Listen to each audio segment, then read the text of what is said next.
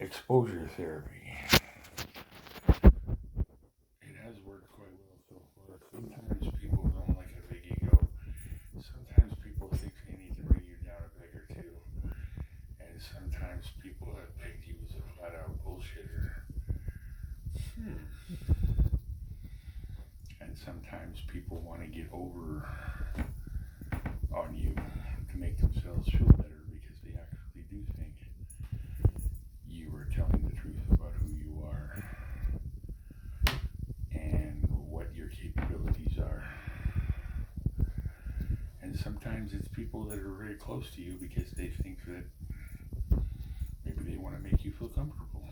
And part of exposure therapy is reliving what happened previously so that you can be a little more adjusted to it and that becomes the norm, the standard for you. So, in other words, essentially, they're giving you a soother.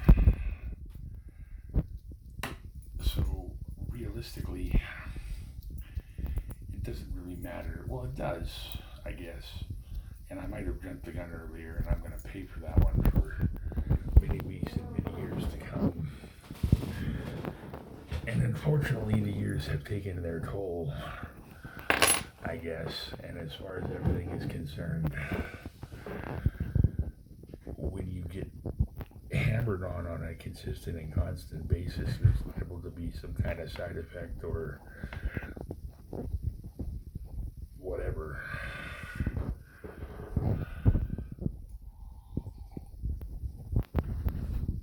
And sometimes people are like, nothing affects him. So perhaps maybe I want to do something so that he can know what it's like to be stressed or having a bad day, much like I'm having right now. Or maybe people don't like rejection. That could also be possible as well. But it's really kind of easy to kind of turn the tide a little bit and be like, well, as I just said, this guy seems to, have everything kind of clicking, at least most of the time anyway, so perhaps a little bit of ill timing or bad tides would suit him at this particular point in time. Maybe you do so much bitching that somebody's like, if he wants it to be bad, then I will make sure that it is bad. Because if you want something bad, if you go rooting through the manure pile looking for shit, more than likely you're going to find what you're looking for. So I guess what I'm trying to say is maybe I should stop looking for shit, or maybe I should simply cease doing this and go on to doing something else. However, I do appreciate stimulation of any type or sort, and I get that people are trying to give that to me, and I dig it because my personality type likes that kind of thing, and who I am as an individual and as a person also likes that kind of thing. There is good stimuli and there's bad stimuli. There is negative shit and there is positive shit. It's kind of like hooking you up to a battery. The difference in how that plays out can heavily impact how your day goes, how your week goes, how your month goes. And by arguing with someone and not giving in and completely and utterly disagreeing with that person, you can have a little fun with that person as that person gets pissed off and throws what is tantamount to a childlike temper tantrum.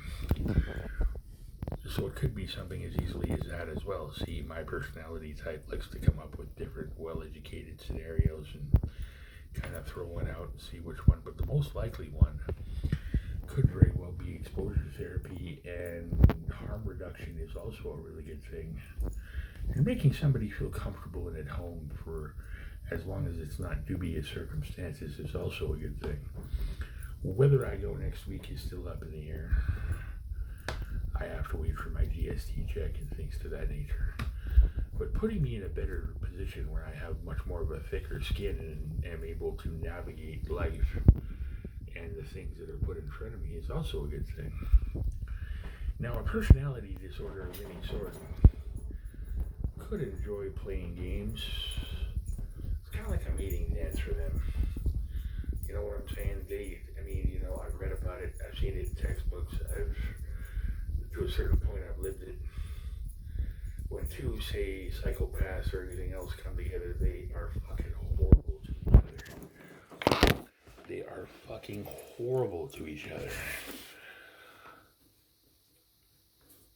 And the marriages, I mean, it is quite possible that a narcissist and a sociopath can bring out the best in one another. But more than likely, it turns out to be absolute shit. Especially when you have prior business with somebody else that didn't go extremely well the first time and went exceedingly sideways in the future as you progressively got to know her and realized that you weren't going to get anywhere with your argument, which was factual. Being the fact that she was, for all intents and purposes, maybe trying to lend a hand, but you were stonewalled and dead end, which ended you up right back in the same position that you found yourself in to begin with. I would admit that I have a certain amount of difficulty that now it appears that I'm always going to have to deal with. Do I feel like things got mishandled in certain areas? Of course, I'm being especially vague in this particular area because I don't want to inflame any bad feelings or have any ill-timed words inferred. See, now I understood all that. Why doesn't everybody else? But I guess what I'm trying to say is, it might behoove me just to go see Cheryl anyway, because as I said earlier, it's better the devil you know than the one that you don't. But the thing is that factual or is that fictional? And in this particular situation, would she be able to actually come and see you or welcome you as you got to town rather than be freaked out that you got there to begin with? Being under the mistaken impression that you're there to do her harm when you're only going to try to find a non-invasive way to say hello, or perhaps you turn somebody down that more than likely didn't want to be turned down. I don't know. It could be any number of different ways. But I think, and this is the most important thing, is any decision that I make going forward will be completely and entirely up to me. And maybe somebody just fucking wants you gone. It could be that fucking simple. So I've laid out different various and sundry scenarios. I said earlier that these videos were not completely good that I'm making, and I get that. And I also get that past videos have been, probably caused some bad feelings.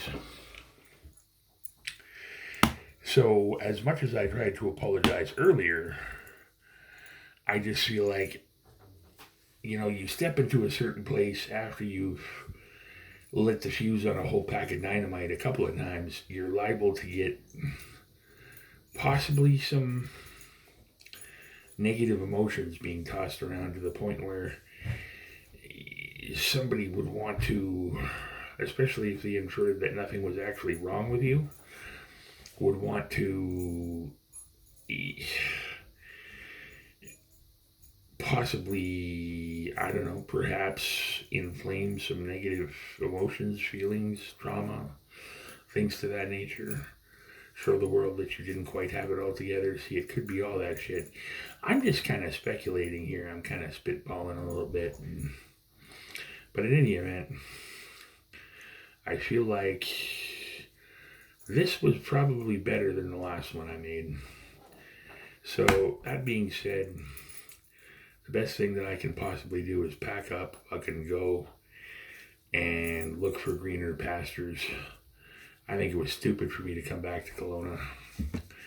I think so far as everything is concerned, it's been one kind of shit show after another. I think the emotions were okay. I think the end result of all this was mixed. And I think that as much as somebody wants to see me have some balls, at the same time, they would probably be careful as to what they were wishing for. And that's just how I look at this whole situation. But again, not my call. So, that being said, good night, goodbye, see you later, bye bonds, and we'll see you again.